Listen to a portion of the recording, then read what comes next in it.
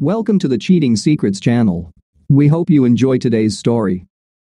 Mandy stared at the well-dressed man standing in front of her, his words still echoing in her head. "Amanda Black, you have been served," he said with a hint of sadness. The office fell into a deathly silence, and for a moment, Mandy felt as if time had stopped. In her hand was the death sentence to her 5-year marriage. With a soft sob, she collapsed into the chair, clutching the newspaper. Slowly, the office began to come back to life. Stares, whispers, and disapproving looks started to grow. Suddenly, Mandy heard a soft voice nearby. "Mandy, let's go," Kit said gently, taking her friend by the hand and helping her to her feet. "Let's take you to the conference room, away from this spotlight." The 30-year-old dark-haired woman led her friend away from the gawking colleagues. Those who witnessed the spectacle noted how Mandy transformed from a noisy, flirtatious, cheerful blonde into a beaten woman in just a few minutes. Some saw irony or humor in it, others felt pity. Most already suspected the reason for the divorce. "How? I don't understand," Mandy stammered. Everything was just starting to change for the better. She wrapped her arms around herself, as if the embrace gave her more strength. Kit hugged her, trying to comfort her friend. "I don't know, girl," Kit said softly. "Did Eric say anything? Were there any hints that this would happen?" "On the contrary," she managed to say breathlessly, "it was as if we were newlyweds again. I thought he was making up for lost time spent abroad." Kit just shuddered slightly, but Mandy noticed it. Mandy mentally replayed the last 4 months of her marriage. Since Eric had returned home from Afghanistan, their sexual life had been incredible. It was even better than after his return from Iraq 2.5 years ago. He was so passionate and sensual. "Oh God," she thought, "most of the time after that I can barely walk." She smiled sadly, wiping a tear from her eye. "It was so hot and exciting. I mean, after I came back from that business trip last week." Mandy's smile warmed a bit. "Oh God, Kit, Eric just wore me out. We did it so often that I eventually begged him to stop." Mandy's smile disappeared as she looked at her friend's questioning face. "No, nothing happened while I was on that trip. I told you it was all over," she retorted. Kit nodded, but did not smile. "When was the last time Eric just held you, or just kissed and touched you? Sweetheart, when was the last time he made love to you tenderly?" She sat stunned, looking questioningly at Kit. "What?" With a determined sigh, Kit looked at her friend before continuing. "Mandy," she asked directly, "was he making love to you, or was it just sex?" Mandy covered her face with her hands and sobbed deeply. "But why? Why did he do it?" She pondered, then suddenly froze. No, he couldn't know, could he? Slowly lifting her head, she was horrified. "Oh God, Kit," she whispered, "he knows. Oh God, please no, please, no." Tears filled Kit's eyes as she hugged her crying friend. She knew Eric quite well, and if he really knew, it was terrible. Eric nodded, listening on the cell phone. "Thank you, sir," he finally said, after hearing that the packages with photographs and legal documents had been delivered to his wife. Hanging up the phone, he shifted his attention to the laptop. With a simple click, he initiated a process that would forever change the life of his unfaithful wife. She would remember this for the rest of her life, he thought, picking up the phone and dialing a number. "Hello, this is the HR department," a pleasant young voice answered. "How can I help?" "Mr. Davis, please," Eric said coldly. "This is Eric Black." "Oh, Mr. Black," the woman quickly replied. "Let me transfer you." A few seconds later, Eric was speaking to a man who rarely smiled. The conversation was brief. Neither raised their voice, but the hostility was unmistakable. After ending the call, Eric sighed deeply. Looking at the call log on his phone, he saw that his wife had called him 5 times already. Not yet, he thought, trying to calm himself, not yet. There was a sharp knock at the conference room door. When Kit opened it, she immediately recognized the 3 people standing in front of her. The first was a well-dressed elderly man named Simon Samuels, vice president and head of their branch. Behind him stood the imposing John Davis, the director of human resources. Kit couldn't help but notice that Mr. Davis's face was bright red, and she could swear she saw heat emanating from his face. Behind them stood Anna Prescott, the office manager and boss of both Mandy and Kit. "Miss Garnett, we need to speak with Miss Black," Mr. Samuels said grimly. "Thank you for your help, but please return to your desk." All 3 entered the room, and Kit left, carefully closing the door behind her. "Miss Black, we have a problem," Samuels began. Mandy quickly made her way to the parking lot, trying not to trip. She tightly held the thick paper envelope that Mr. Davis had given her. Inside were photographs, terrible photographs of her and Sean Thompson, the business manager from the third floor. Mr. Davis briefly recounted his conversation with Eric. Eric had threatened to expose the fact that the company had not adhered to the code of conduct. He told Mr. Davis that he would discuss it with his soon-to-be ex-wife at home before deciding whether to take any legal action. Mr. Davis informed her that they would meet with Sean next time, but that she must go home and talk to her husband before this gets out of control. He also told her that they would all sit down with her and discuss her future at the company tomorrow, after she meets with her husband. Mandy found it hard to locate her car because she was still crying heavily. The bright sunlight reflected off the cars, making them a bit more difficult to identify. However, her car wasn't that hard to find. A large black Hyundai Santa Fe was not easy to hide. Mandy climbed into it, recalling the arguments that had led to Eric finally agreeing to lease the car for her. He had given in just before leaving for Afghanistan. She wiped her eyes, put on sunglasses, and headed home. A man in an old Chevrolet sedan parked nearby picked up the phone. "Thank you, Bob," Eric said calmly. "No, that's everything. Please tell Ron that you guys did a great job and deserve a bonus. Thanks again. Goodbye." Looking at his laptop, Eric sighed again. One more call, he thought, just one more, and there would be no turning back. But why should he even want to return? All that was left was an unfaithful wife who had torn out his heart, and a shattered marriage that he could never put back together. Eric shook his head and took out a prepaid mobile phone. He quickly dialed a number and waited. The first ring, the second ring, the third ring, a soft click, and then silence. Eric sat emotionless, staring at the live stream on his laptop. Finally, after a few minutes, a tear rolled down his cheek. Mandy maneuvered the large SUV onto the highway and groaned. She hoped to avoid rush hour traffic. She punched the steering wheel. At this rate, she knew her usual 30-minute drive would take over an hour. She thought about her marriage, about how unlikely it was that she could save anything from it. Eric had learned of her affair. Before Iraq, he might have forgiven her, but not now. The photos had been taken while he was in Afghanistan. She sobbed, realizing what he must be thinking. Although the chances were slim, she had to try to save their marriage simply because she still loved Eric. Funny way to show it, right? She reproached herself. She had cheated on him not just once, but both times he had been overseas serving his country. She quickly shook her head as if trying to dispel the guilt and shame, but the tears flowed again. Trust does not come easily to Eric.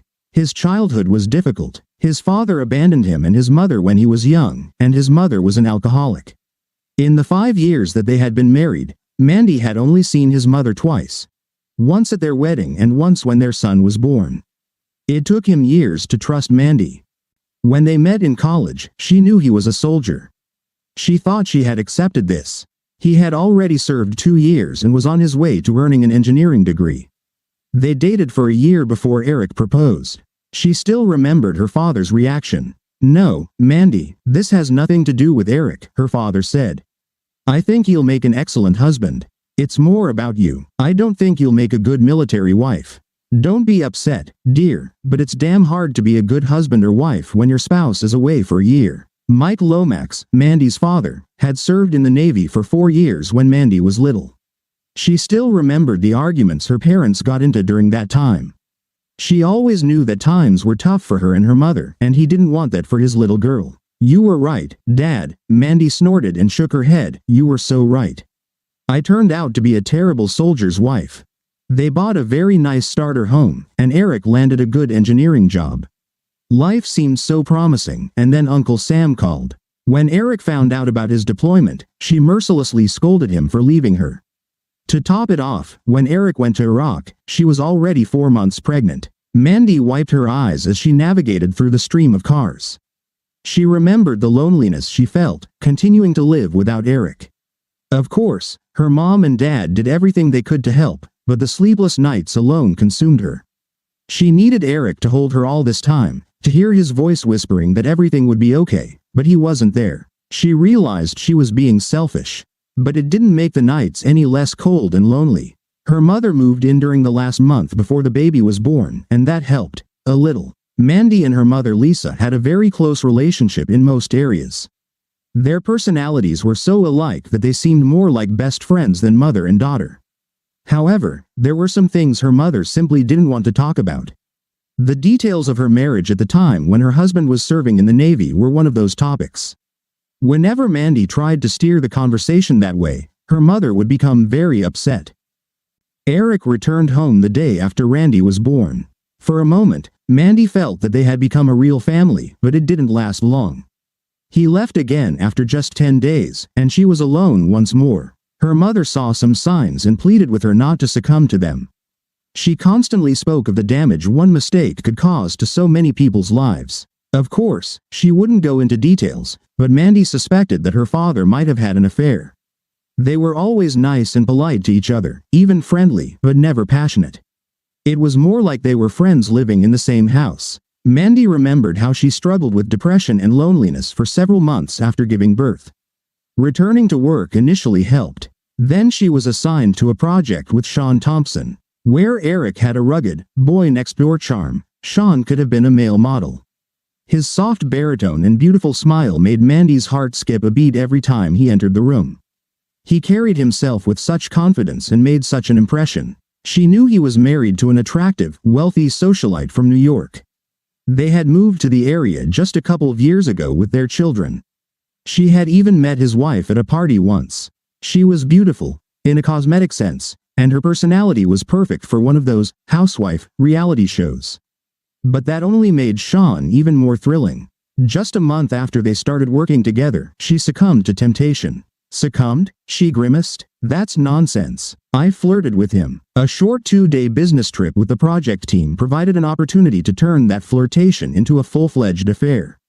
They met a few more times, but she ended it shortly before Eric returned home. When Eric came back, he was different. The carefree, country part of him seemed to have died. She knew his tour had been hard and that he had lost several close friends while there. She even remembered his call the day after the worst had happened.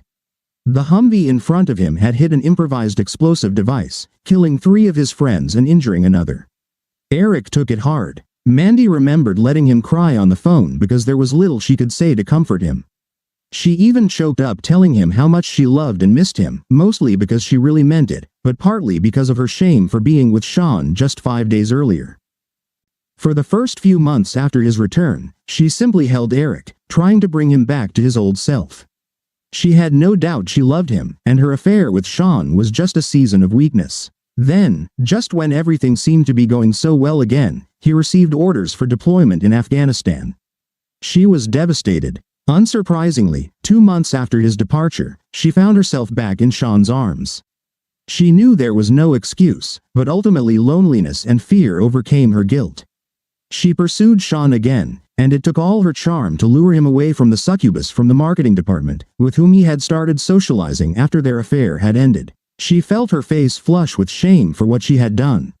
Of course, you're ashamed, but that didn't stop you, did it? Mandy scolded herself. She tried to hold back her tears but couldn't, feeling a surge of self-loathing with each new tear. Sean spent several weekends at her house. He even managed to persuade her to participate in another project. For a moment, Mandy even considered leaving Eric. Then reality set in. She, Randy, and her parents went to Fort Bragg, North Carolina, to meet Eric when he returned for R&R. The trip there was tense, to say the least. Mandy was sure her parents suspected her, but they hadn't confronted her about it yet. Then she saw Eric, and all her worries vanished. When he hugged and kissed her, she remembered why she had married him in the first place. They spent every hour rejuvenating their marriage and strengthening their family. Mandy smiled faintly, remembering that time. Eric was so passionate, so tender, so incredibly loving that she swore to herself at that moment that she would remain faithful to him for the rest of her life. Then Eric told her that he was not going back into the army, that he would be a civilian 4 months after returning from Afghanistan. She cried openly, knowing they would soon be a real family again. Back from Fort Bragg, she cut off all ties with Sean, to his disappointment and anger. She put everything she had into preparing for Eric's return. Mandy even started seeing a doctor about her fears and loneliness. She was diagnosed with clinical depression and began receiving counseling and medication. As the months passed, she felt herself becoming stronger both mentally and emotionally. Every day she vowed to make up for everything by becoming the best wife Eric could ever hope for. Finally, when he returned a few months later, she fulfilled her vows. She denied him nothing, not her body, not her attention, not any part of her love. Although Kid was right, everything was different when Eric came home this time. He was more cautious and did not share his heart as freely. She initially thought it was because of what had happened while he was overseas. Now, she began to realize that he might have already known about her affair, and this thought frightened her. Eric gloomily looked out the window, watching as a light rain fell on the less fortunate. He could tell that the brief shower wouldn't last long. The sun would shine again soon. Not yet, Eric thought, not yet. He stared at a small dot on the laptop screen. For a while, it had been motionless, but now, at last, it moved. His wife's SUV was still stuck in traffic, but it was finally moving forward. With a deep sigh, he looked at the clock. It was time to make a call. Depending on what was said, this might be the last time he spoke to the woman he had deeply loved for the last 6 years of his life. Mandy nearly jerked the steering wheel when her cell phone rang. A quick glance told her it was him. She said a quick prayer, took a deep breath, and answered. Eric? Yes, it's me, he replied. Baby, please, she said, trying to suppress her sobs. Please let me try to explain. Tell you how sorry I am. Darling? Eric? There was only silence. Darling, she said, are you still there? Yes, for now, he replied tersely. Darling, where are you? Are you at home with Randy? I don't have a home, Mandy, he said, his voice betraying pain for just a second. You took care of that. Where are you? It doesn't matter, I'm just waiting. For me? Hope resonated in her voice. Like you waited for me, sweetheart? Mandy couldn't hold back the sobs that stuck in her throat. She had never heard so much pain and anger in his voice before, certainly not directed at her. Eric, please, there's so much I need to say. I screwed up so badly, I know I screwed up, but I need to talk to you, there's so much I need to tell you. I love you, baby, only you. Silence fell on the other end of the line. Okay, Mandy, say what you need to, but I doubt it will change anything. You slept with some other guy while I was gone. Not just once, but many times. So what the hell do you think you can say that would make any difference? Please, Eric, please, for us, don't give up on us until I can see you, please, baby. Not give up? He hissed, like you did with us. No, she screamed into the phone. I know what I've done, but I never gave up on us. I was lonely and scared. I know that's no excuse, but that's how it was. But I still love you and believe in us, darling. I really do. Are you serious? He asked in surprise. Eric paused, wondering if she truly believed what she was saying. You want to say you didn't give up on us when you were with him? And what about how you screamed his name over and over as he hit you? Tell me, how the hell could you even think that doesn't mean, damn it, giving up on us? All she could do was cry, navigating through the traffic, trying to get to him as fast as she could. If only she could meet him face to face, then he would see the remorse she felt, and then, maybe, there would be some hope. He continued bitterly. I finally got proof that my cheating wife slept with someone else while I was in Afghanistan. I guess we're both lucky. I think I could have killed you and that fool if I had found out while I was in the States. After a few seconds, he sighed. Amanda, this is going to be our last conversation. If we get cut off or one of us is put on hold, then it's over for the other. Eric, please, she pleaded. We can see a therapist. We can get through this, baby, we really can. Listen, there are a few things you need to know before you come home. First, I've cleared out all our accounts and transferred all the credit cards. I think you've been cheating on me for the last 3 years, so I'm returning the favor. He ignored her sigh. You can keep the house because I'm sure I can still smell him in our bed. I've packed everything I wanted. It all fit into just one suitcase, so the rest is yours. You can keep your SUV, though I don't know how you'll pay for it, since I suspect you'll be fired tomorrow. I've sent those photos to all your colleagues, family, all our friends, and even our church. Additionally, I've uploaded them and a bunch of videos to several porn sites along with all your information. I suspect you'll become very popular soon. Oh, Eric. No, Mandy sobbed. Why wouldn't you wait until we talked? I did wait, Mandy, he said calmly. I waited 4 months after I got back, but you said nothing. And you wouldn't have said anything if you hadn't been caught, right, baby? What could she say? He was right. As for your little boy toy, Eric smirked, I almost paid him a little visit. But after a few meetings with his wife, I don't think that will be necessary. What a vengeful piece of work. You might want to warn Sean a bit. He'd better run. It seems his wife's family has interesting connections to some very shady people. I'd be surprised if little Sean lasts a year without an accident. She'll probably go after his little night butterflies too. Oh, wait, that includes you, doesn't it? Eric, please, give me a chance to make amends. Mandy's cell phone beeped. Glancing at it, she recognized the number. Eric, Mrs. Johnson from next door is calling. I told you, if we get cut off, it's over. His tone was threatening. Startled, Mandy softly replied, Okay, honey. I was just worried something might have happened to Randy. Randy is fine. Eric's voice softened. He's with me and sleeping soundly. She sighed with relief and switched to voicemail. By the way, about Sean's wife, Victoria, he said calmly, when you two went on your little business trip last week. His words were cut off by another call on Mandy's mobile phone. It was another neighbor. Honey, it's Mrs. Watson. Are you sure Randy is okay? Yes, Randy and I are completely fine, Eric said in such a chilling tone that Mandy began to panic. He smirked. Now about Victoria Thompson. She's really something. While you and that fool were behaving as you have been for the past 3 years, I spent 2 days getting to know his wife more intimately. Mandy choked on her anger and pain caused by her husband's betrayal. Tears began to flow again. I would like to tell you that she's damn better in bed than you, but the truth is, she's not, he declared. Between her whining about everything she wants, and where, how, and when to do it, damn, there's no time for pleasure. I'm sure Sean would agree. So congratulations, Mandy, you've won the award for Best Sex with a Slut.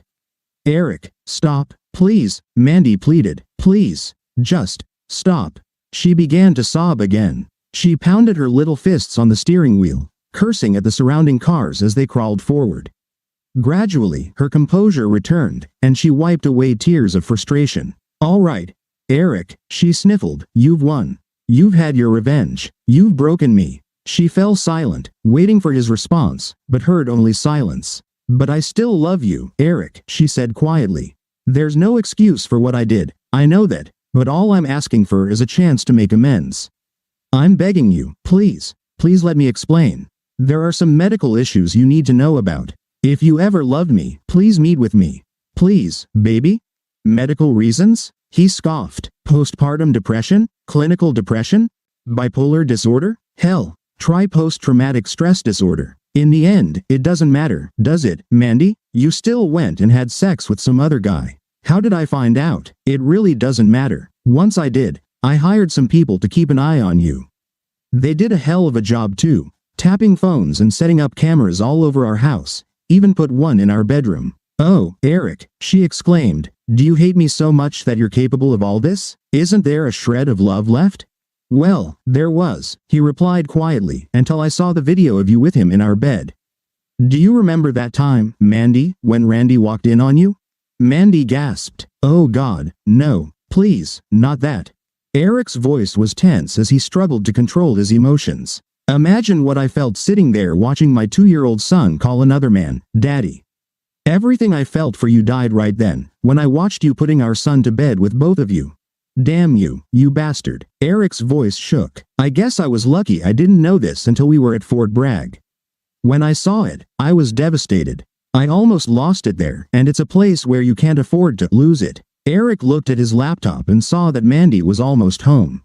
A cruel smile distorted his handsome face as he continued in a cold tone. And as for causing you pain, Amanda, I haven't even started yet. I still have a few. He heard Mandy gasp. Oh, God, she whispered. Surprises, he finished. Mandy pulled her SUV over to the side of the road and watched in horror as flames engulfed what was once their home. As I said, Amanda, the house and everything left in it is yours. Mandy trembled, still disbelieving her eyes. Damn it, Eric, she exclaimed. What have you done? That's a rhetorical question, isn't it? Eric said with a smirk. I was trained to build in combat conditions, Mandy. Doesn't it make sense that I might know something about destruction too? Where's Randy? She screamed. Damn it, Eric, where the hell is my son? Our son is sitting 3 feet from me, asleep in his car seat. So tell me, he taunted, can you see the message I left on our front yard? What? She muttered, what message? Oh God. Eric smirked. I wasn't sure if people could read it from the ground. But the news helicopters, they should enjoy the words, cheating scum, burned into the lawn in front of the house. I wouldn't count on any sympathy from the neighbors, he continued. I've distributed those photos all around the county and paid some teenagers to hand out extra copies around the block. He paused for a few seconds, listening to his wife's sobs. Mandy, perhaps you should consider, Eric said bitterly, where you'll be sleeping tonight and in the near future. I suppose you could sleep in your SUV until they come and repossess it. Or, maybe. No, I doubt Sean will be able to help. I'm sure Victoria is already flaying him alive. I guess the only ones left are your parents. I wonder how your father would feel about having 2 scum living under his roof. What? Mandy sobbed through her tears. Damn it, Mandy, are you that naive? You always told me your father cheated on your mother while he was in the Navy. Hell, it was your mother who cheated on him. Mom? She asked with a trembling voice. Eric laughed cruelly. Oh, hell yes. Your father told me a bit about it after I returned from Iraq. Why do you think he did that, Mandy? Do you think he suspected that his little girl would cheat on her husband just like her mom? But unlike your father, Eric continued, I can't live with a cheating wife for the rest of my life. Maybe he stayed for you, or maybe he still loved her, I don't know, that's his decision. Mine is to start over and hopefully find a woman I can spend the rest of my life with. I'm sure I'll find someone who can love me, be faithful, and be a good mother to Randy. Please, Eric, Mandy sobbed, I can be that wife, just give me another chance to show you. And I am already a good mother to Randy. I'm the only mother he needs. I suppose that's for the court to decide, isn't it? He said calmly. Of course, the fact that I burned down our house and essentially bankrupted us probably won't work in my favor. Eric saw a young man in a t-shirt and baseball cap get out of a taxi and stop on the curb, looking his way. Eric flashed his headlights twice, and the guy headed towards him. All right, Mandy, Eric said calmly, looking at his watch, there are a few more things you need to know, and there isn't much time left, so listen very carefully. First, let your bosses not worry too much about my threats. However, Victoria is filing a similar lawsuit and will likely win. I think the court will really like her and all the evidence I've provided her. As for me, Eric coughed, well, I don't like my chances in court, so I've agreed to a job overseas. I think Randy and I will really like it there. No, Mandy screamed into the phone. You can't take my child. Actually, crap, he's my son, and I can. Don't, Eric, please, she pleaded. He's my son too. Amanda, he said calmly, in a few years, he won't even remember you. But don't worry, I'll send you his photos at Christmas, and we'll even call on Mother's Day and his birthday. Since we won't know where you'll be, we'll just call your parents. Mandy cried bitterly, realizing the hopelessness of her situation. Eric sat for a while, troubled and somewhat disturbed by his own actions. He knew he wasn't going to send her any more photos or make any calls. The thought of her desperately waiting for calls that would never come, and enduring this revenge for many years, was more cruel than he had previously thought. Goodbye, you bastard, he said coldly. I hope you rot in hell. He wiped a tear from his cheek, listening to her hysterical cries pleading for her son, and hung up the phone. Captain Black? Asked the young man in a tank top standing in front of him. Not anymore, Eric smiled weakly. I'm just Eric Black. Well, for a little while longer, at least. The young man smirked and handed him an envelope containing account numbers and passwords for offshore bank accounts where his funds had been transferred, minus, of course, some fees. Here are the passports, photo ids, and plane tickets for Marcus Gray and his son Michael Gray, the teenager said, smiling. Eric smiled even wider and began to fold his old ids and 2 SIM cards from his cell phones into a small metal bucket. Smirking, he took a lighter and melted them into a small puddle of blackened plastic. Then he took a small hammer, smashed both phones, and threw the remnants into the bucket. Satisfied with his work, he tossed the bucket into a garbage can. It was better than I could have imagined, Eric smirked. He quickly pulled out the car keys and handed them to the young man. Tell Bob and Ron thanks for the rental, he said quietly. Who? Asked the young man with a broad smile on his face. My apologies, Eric smirked. I must have been mistaken. A few minutes later, Eric was checking his luggage at the airport. He couldn't help but smile, thinking about what awaited him and his son in the coming weeks. His contract started only next month, so they planned to spend a couple of weeks on a secluded beach with a charming lieutenant he had met in Afghanistan. They had been just friends then, but now, having confirmed his wife's infidelity, Eric was eager to find out if there might be something more. "Mr. Gray," the person at the check-in counter politely said, "have a wonderful flight with your son." Marcus Gray and his son walked through the lobby and began a new life. Thank you for being with us and listening until the end. If you found it interesting, please subscribe, give us a like, and leave your comments. And we'll see you on the Cheating Secrets channel.